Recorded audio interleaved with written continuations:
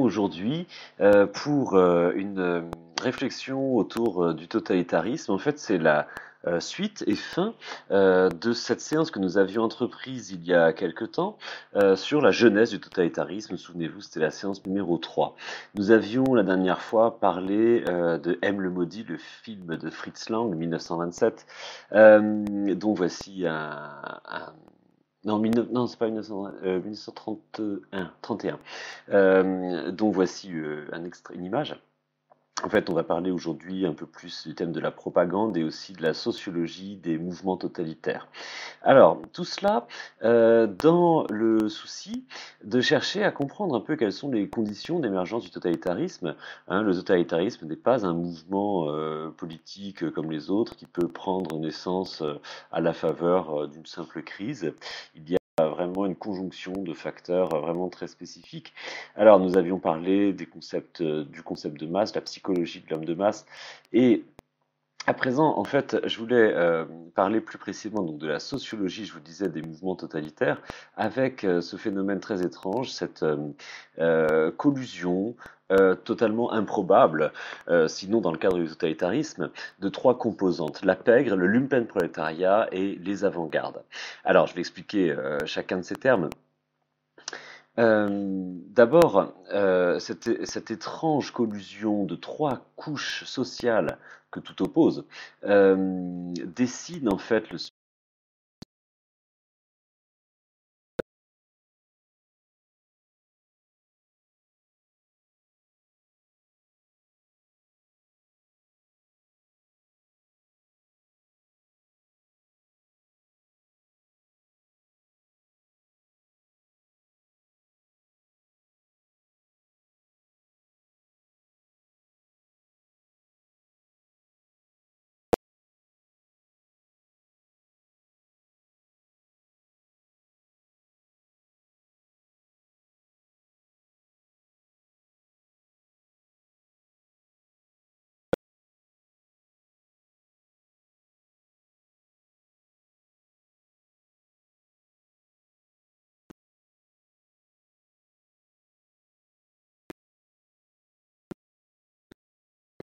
stalinisme, le totalitarisme stalinien, dans la mesure où Staline lui-même, en fait, est issu de ce monde-là, du monde des truands, des gangsters, etc.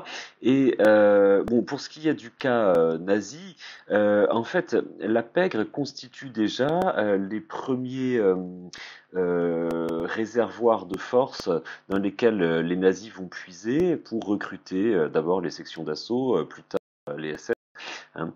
Et en fait, la pègre sera présente d'abord dans les mouvements militants totalitaires, mais en fait, elle sera présente tout au long de l'histoire du Troisième Reich, puisque on retrouve en fait ces représentants dans les camps de concentration, où les capots deviendront en fait les auxiliaires des SS, les capots étant, rappelons-le, en fait, donc les chefs locaux en fait auxquels les SS déléguaient leur autorité pour la gestion des camps, c'était des détenus de droit commun, c'est-à-dire en fait des truands, des assassins, des voleurs, toutes sortes de, hein, mais pas des politiques, des droits communs. Hein. Donc en fait, la promotion du criminel est une constante en fait dans le nazisme, et nous allons en voir différents exemples, tout simplement parce que le nazi n'a pas la même notion du crime que le bourgeois, hein, si on s'en réfère simplement à la phraséologie officielle. Et le nazi considère comme naturels certains actes que la morale bourgeoise réprouve, hein, comme des actes d'assassinat, des actes de violence, etc. D'où en fait cette porosité entre le monde de la pègre et le monde du militantisme nazi. Alors, pour ce qui est de la seconde composante, le lumpenprolétariat se demande à être sérieusement expliqué. Le lumpenprolétariat, en fait, c'est une catégorie, une sous-catégorie du prolétariat qui est décrite par Marx, entre autres dans le 18 Brumaire de Louis-Napoléon Bonaparte. Alors, le 18 Brumaire de Louis-Napoléon Bonaparte, en fait, c'est ce texte que j'ai déjà eu l'occasion d'évoquer, je crois, dans lequel Karl Marx analyse en fait le coup d'État par lequel Louis-Napoléon Bonaparte va devenir le empereur sous le nom de, enfin président empereur, empereur-président sous le nom de Napoléon III. Bon, et en fait, Marx, qui est contemporain de ces événements, qui voit ces événements se dérouler sous ses yeux quasiment, euh, analyse en fait les forces sociologiques pardon, en présence à l'époque, et il pose le diagnostic suivant, c'est que en fait, donc Louis-Napoléon Bonaparte a confisqué en fait la révolution de 1848 par une fraction du prolétariat que Marx appelle alors le Lumpenprolétariat, c'est-à-dire en allemand le prolétariat en haillons, qui est devenu en fait l'allié de la bourgeoisie réactionnaire, désireuse de conserver sa propriété, ses biens, etc., donc de se protéger contre les ouvriers qui voulaient une révolution et une république véritablement sociale. Bon. République sociale que Louis-Napoléon Bonaparte leur confisquera. Hein. Et avant lui, la République bourgeoise de 1848. Bon, alors, en fait, le lumpenprolétariat, dans cette optique, est composé d'une fraction désœuvrée du prolétariat. C'est-à-dire qu'en fait, il s'agit de représentants du prolétariat, mais qui sont généralement comment dire, désœuvrés, qui sont relégués en fait, et qui, ne trouvant pas d'occupation à leur force, vont en fait sombrer dans la délinquance, l'alcoolisme, prostitution, proxénétisme, en fait, bon, avec une certaine parenté avec le monde de la pègre.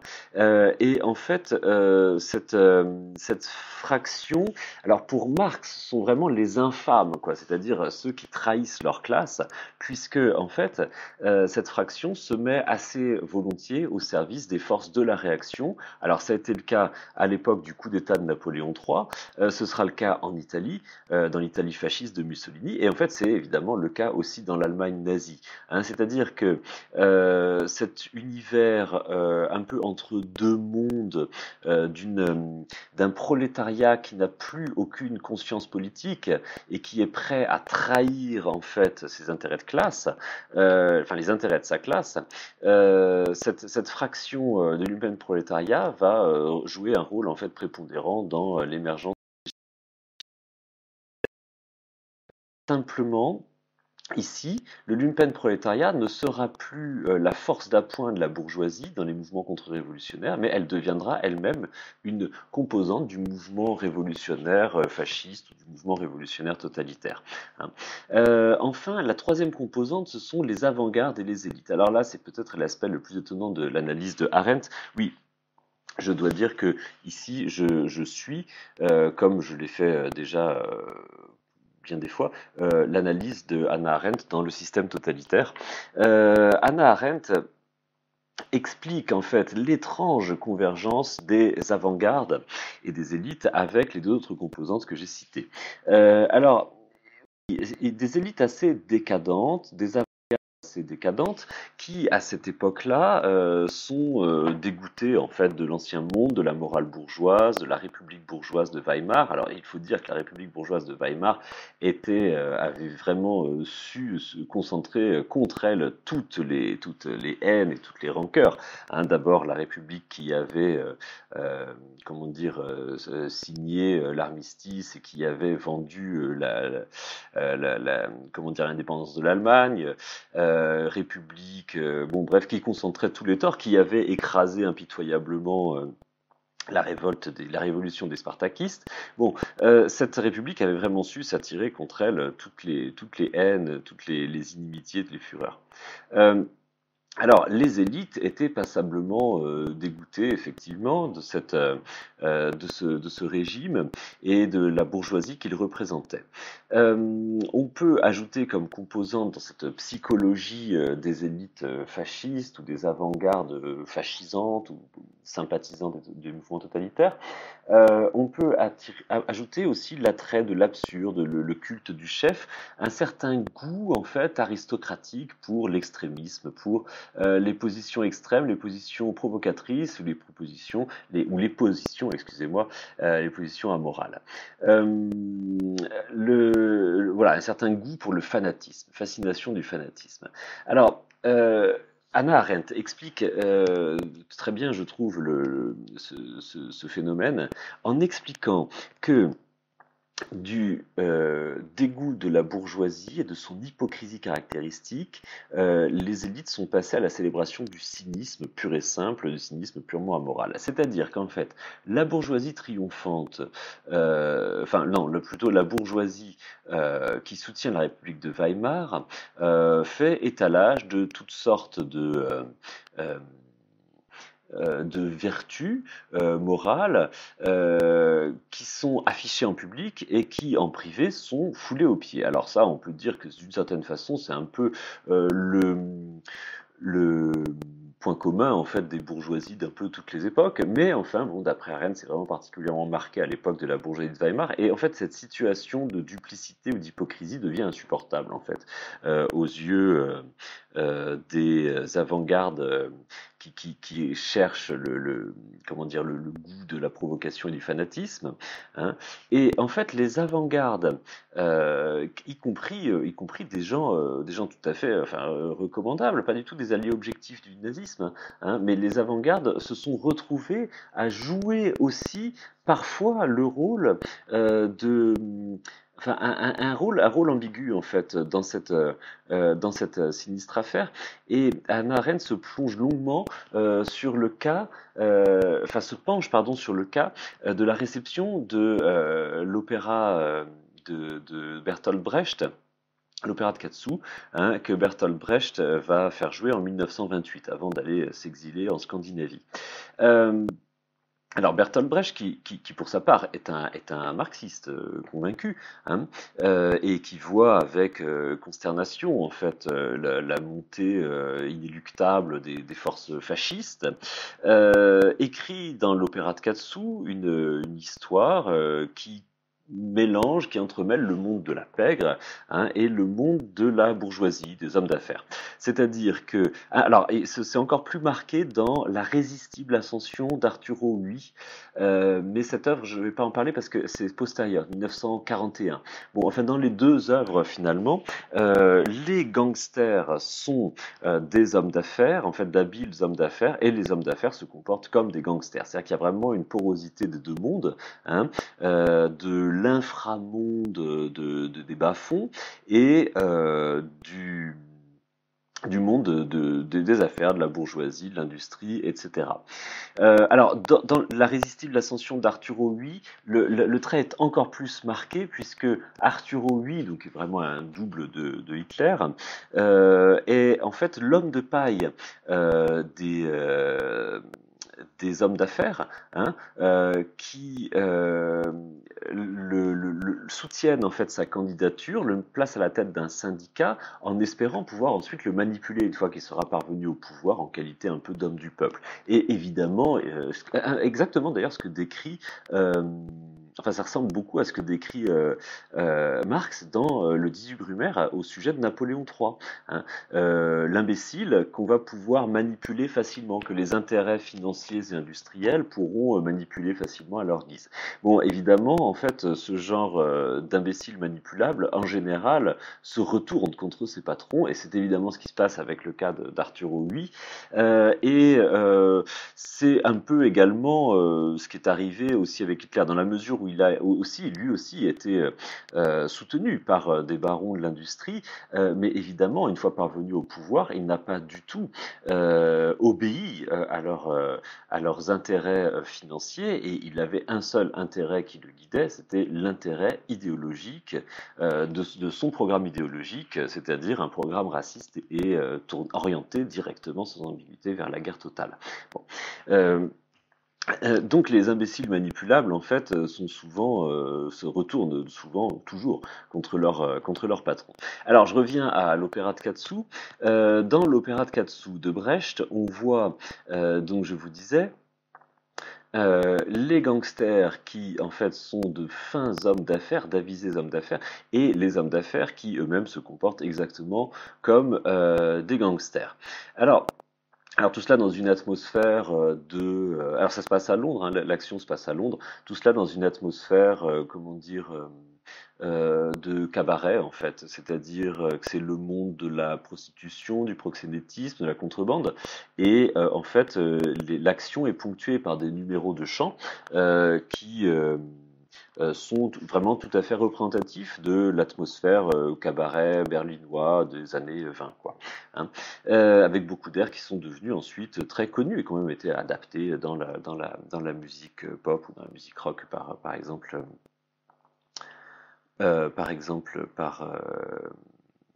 les Doors, hein, ou d'autres groupes encore. Bon, alors, en fait,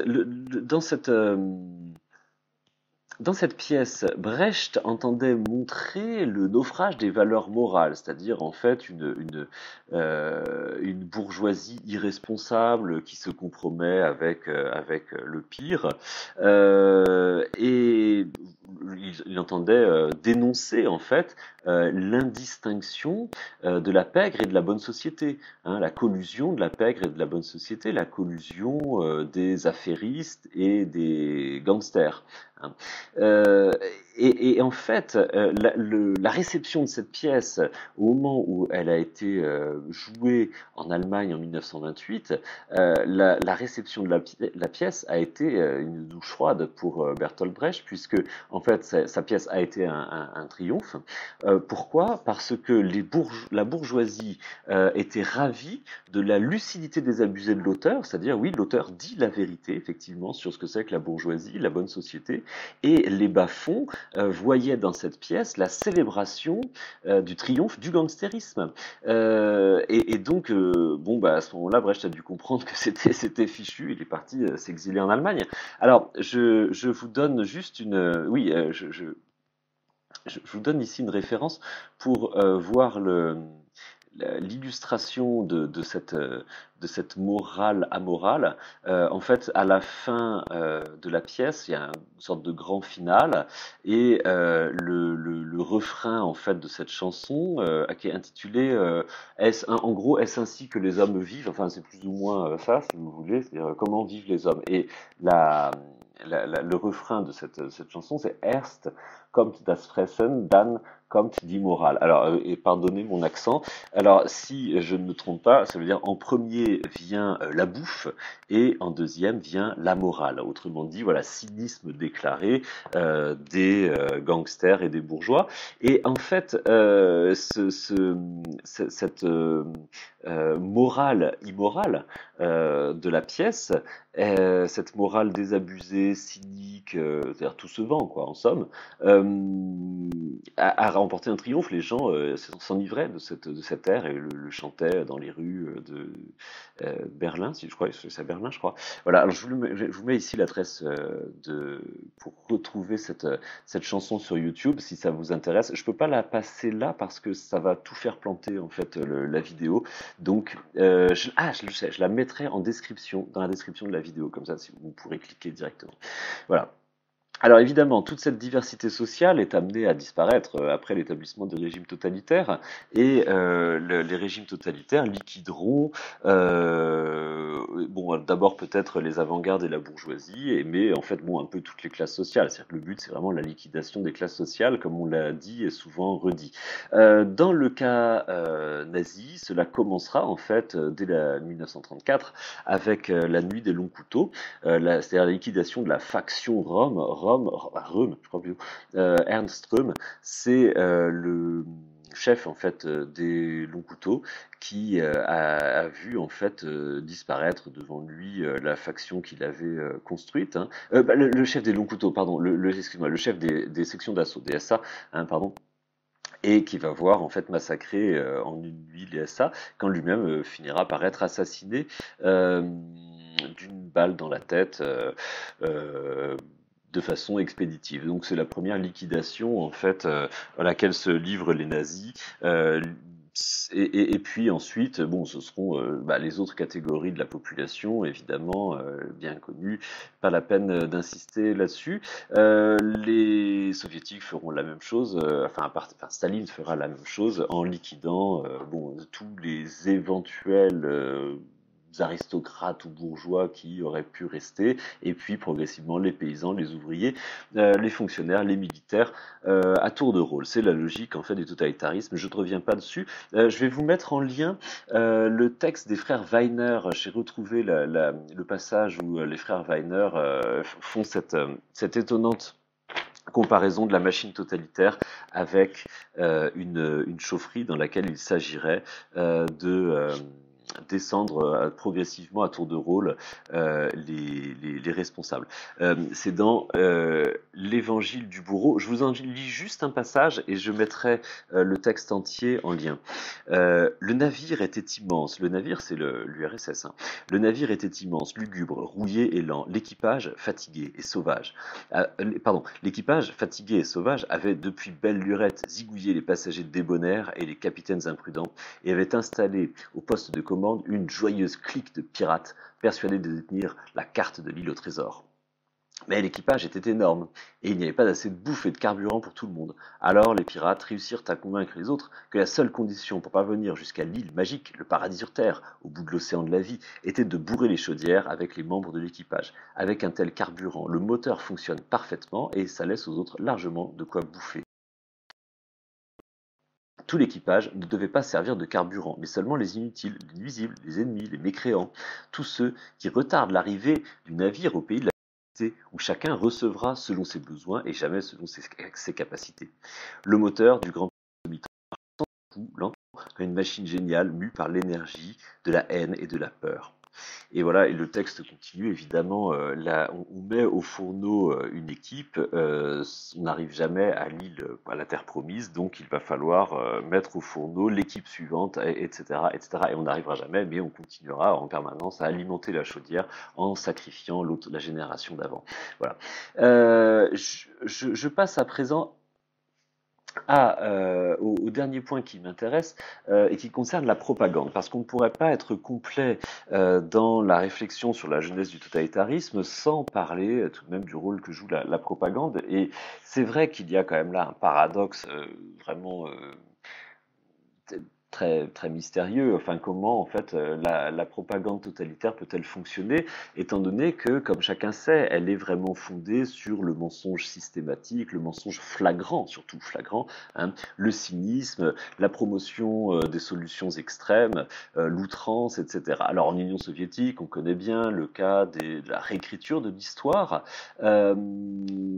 Qui a été vraiment pratiqué très rapidement, hein, avant même, à vrai dire, l'arrivée de Staline au pouvoir, euh, et avant même l'affrontement entre Staline et Trotsky. En fait, la réécriture de l'histoire est vraiment un trait tout à fait caractéristique de la propagande totalitaire. Ce qui demeure tout à fait intriguant, enfin, les gens ne pouvaient pas ignorer les événements qui avaient eu lieu seulement quelques années plus tôt, hein. Et de même, en Allemagne, dans l'Allemagne nazie, enfin dans l'Allemagne pré-nazie plutôt, les nazis n'hésitent pas à mentir en fait en permanence sur la situation sociale et quand ils arriveront au pouvoir à nier en fait en permanence par exemple le chômage, hein, qui est une réalité indéniable de la société allemande et qui est pourtant systématiquement niée par les nazis. Bon, alors comment est-ce qu'on peut faire croire aux gens des choses qu'ils voient bien, dont ils ont la preuve du contraire sous les yeux tout de même, hein. Il y a là quelque chose de très étrange, à la fois un mélange de mensonges, on l'a dit, mais aussi de sincérité. Alors là, c'est encore plus déroutant quand on rajoute cette strace supplémentaire, c'est-à-dire que, d'accord, le mensonge idéologique est permanent, et de l'autre côté, il y a aussi une forme, on va dire, de sincérité qui est extrêmement troublante, c'est le cynisme du crime. C'est-à-dire que les nazis n'hésitent pas à perpétrer des crimes et à les annoncer, à les revendiquer, hein, sans aucune intention de cacher la vérité. D'ailleurs, bon, l'entreprise génocidaire des nazis a peut-être été décidée de façon définitive à une date assez tardive, mais en fait, elle avait quand même été annoncée de façon très explicite. euh, Très tôt, hein. Donc voilà, c'est très étrange, hein, ce mélange de mensonges et de sincérité. Enfin, c'est un mot un petit peu étrange à employer dans ce contexte-là, hein, mais voilà, il y a un mélange des deux qui est tout à fait, qui est tout à fait étonnant. Alors, je vais formuler un certain nombre de remarques en fait ce sujet. Euh, Sur les traits en fait de la propagande totalitaire, dans les mouvements totalitaires, c'est-à-dire les mouvements précédant l'établissement des régimes totalitaires. Première remarque que fait, je trouve, pardon, ce sont des remarques que j'ai prises dans le livre d'Hannah Arendt, hein. Première remarque, Arendt souligne que, comme le gangstérisme, les régimes, les mouvements totalitaires empruntent aux États-Unis la technique de la publicité moderne, bon, la publicité de masse. Et alors, elle trace un parallèle intéressant. Alors, la publicité de masse, c'est-à-dire qui commence à se développer en fait dans les années 30 et qui emploie un discours simplificateur, un discours choc, dans lequel il ne s'agit pas de s'adresser à la raison des gens, mais plutôt s'adresser à leur capacité d'émotivité. Bon. En cela, Hannah Arendt creuse un peu plus et elle dit quelque chose qui me semble très intéressant, c'est que en fait, en germe, en tout petit, dans la publicité de masse, il y a déjà quelque chose qui est proche, enfin qui annonce la violence totalitaire. C'est en fait un élément de violence, un élément de chantage qui est présent dans la publicité de masse, à savoir si vous n'achetez pas notre produit, euh, eh bien, en fait, vous ne pourrez pas être une personne épanouie, heureuse. C'est-à-dire qu'en fait, il y a déjà un élément de menace dans la publicité. Alors, elle prend un exemple d'une publicité pour une marque de savon qui promet aux femmes que que cette marque de savon est la seule à pouvoir débarrasser le visage des boutons et que si ce qui veut dire comme message en fait que si vous n'achetez pas notre savon, vous serez à jamais pardon boutonneuse. Donc, en fait, il y a une sorte de menace en fait qui s'exprime à travers la publicité de masse et les mouvements totalitaires n'ont eu qu'à se pencher pour ramasser la recette et la réutiliser à leur compte. Bon, alors ceci dit, ce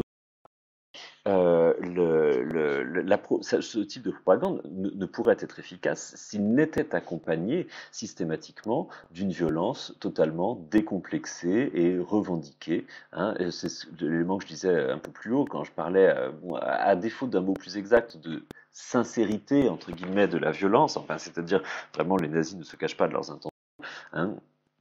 Euh, les nazis, en fait, ont très tôt compris qu'il fallait employer la violence comme une arme de terreur, mais comme une arme pour persuader, en fait. C'est-à-dire, la violence n'est pas exercée forcément seulement dans un but utilitaire, au sens où il s'agirait d'accomplir, en fait, un programme d'assassinat qui conduirait au pouvoir, mais en fait, il y a aussi une vertu de propagande dans la violence. C'est-à-dire, il faut afficher, en fait, afficher la détermination, le caractère de fer des nazis. Alors, les nazis ont commencé par assassiner bon, des personnalités politiques en vue, comme par exemple Rathenau, le ministre Rathenau, Walter Rathenau. Alors, il était particulièrement détesté des mouvements nationalistes, racistes, etc. Il était juif, c'était un ministre de Weimar. Il avait vraiment totalement rallié la République de Weimar, donc il était dans l'imaginaire public en partie considéré comme un des responsables de l'avilissement de l'Allemagne, de la défaite, etc.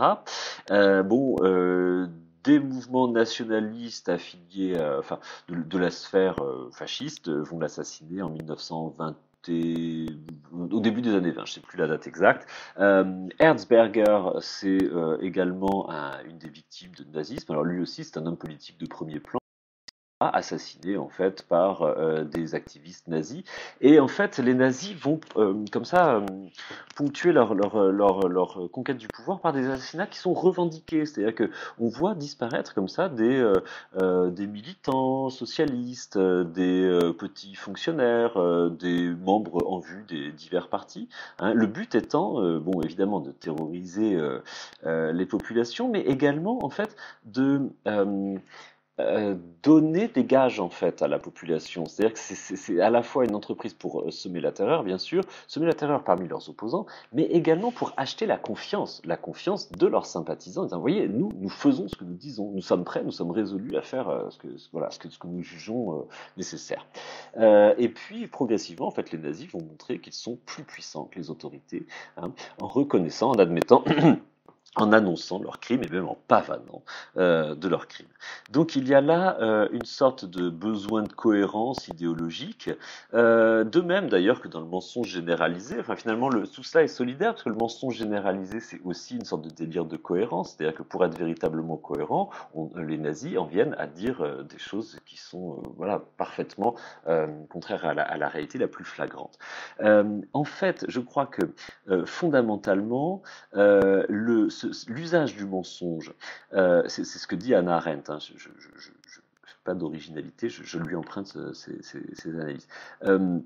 L'usage du mensonge traduit un rapport à la vérité tout à fait nouveau, tout à fait particulier et qui définit profondément le totalitarisme, à savoir la volonté de redéfinir la réalité par la toute-puissance. Et c'est pour cela que les nazis utilisent également l'assassinat comme propagande, comme arme de propagande. C'est pour mettre la réalité en face des discours. Hein. Et alors Hannah Arendt prend un exemple soviétique cette fois, dire que Moscou est la seule ville du monde à posséder un métro. C'est une contre-vérité flagrante en 1930. Sauf si la guerre totale conduit à éliminer les autres villes du monde et à supprimer les autres métros dans le monde. Hein. C'est-à-dire qu'en fait, la propagande n'est pas tant une insertion en face de la réalité qui serait censée refléter la réalité, bon, ce qui n'est jamais le cas, parce que la propagande est totalement mensongère, hein, mais c'est plutôt une prophétie d'un état de guerre, d'une vocation à déclarer la guerre au monde entier. Hein, voilà, ce que la guerre doit réaliser, l'annonce de ce que la guerre doit réaliser. Voilà, alors pour conclure, vous voyez, évidemment,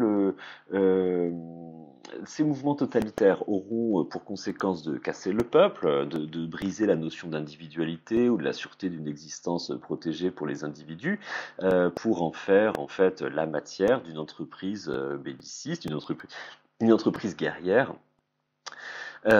puisque c'est quand même finalement le but de la en raison de l'idéologie des régimes totalitaires, la guerre totale. Hein. Et en fait, alors du coup, voilà, j'annonce en fait le thème de la prochaine vidéo qui sera, alors pour la semaine de la rentrée, là je vous laisse tranquille pendant les vacances. Je oui, enfin je vous laisse tranquille. Oui, en fait, par le fait, vous allez quand même être obligé de regarder la vidéo pendant les vacances, mais je n'ai pas réussi à la faire avant en fait, parce que j'ai plein d'autres vidéos à faire. Bon, bref. En fait, cette marche vers la guerre traduit une sorte de volonté très paradoxale qui est probablement parmi les nouveautés du totalitarisme, c'est que finalement le totalitarisme n'emploie pas la guerre ne va pas employer la guerre comme un moyen de conquête, un moyen d'assurer ses intérêts, mais en fait comme une épreuve, c'est-à-dire qu'on va aller vers la guerre parce que en cas de victoire, la guerre marquera la vérité de la promesse, la sincérité de la promesse, et en cas de défaite, eh bien, ce sera la preuve que le monde entier s'est ligué contre la promesse totalitaire. C'est-à-dire qu'il y a une sorte de jusqu'au-boutisme idéologique, quoi. Il faut la guerre à tout prix, quelle que soit l'issue, que ce soit la défaite ou la victoire. De toute façon, la guerre en elle-même est bonne. Hein. Et le régime totalitaire, c'est le régime, en fait, finalement, qui préfère avoir raison en étant mort plutôt que d'avoir tort et survivre. Voilà, je vous laisse sur ces considérations et donc je vous souhaite à tous de passer de bonnes vacances. Nous nous reverrons, virtuellement, la semaine de la rentrée quand je mettrai en ligne donc une vidéo sur la guerre totalitaire. Voilà, la notion de guerre au XXe siècle. Allez, passez de bonnes vacances et à bientôt.